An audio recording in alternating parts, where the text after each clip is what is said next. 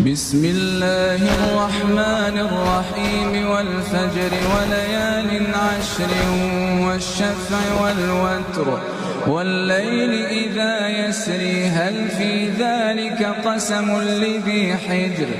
ألم تر كيف فعل ربك بعاد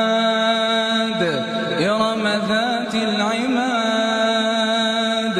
التي لم يخلق مثلها في البلاد وثمود الذين جابوا الصخر بالوادي وفرعون ذي الأوتاد الذين طغوا في البلاد فأكثروا فيها الفساد فصب عليهم ربك سوط عذاب إن ربك لبالمرصاد فأما الإنسان إذا ما ابتلاه ربه فأكرمه ونعمه فيقول ربي أكرمن وأما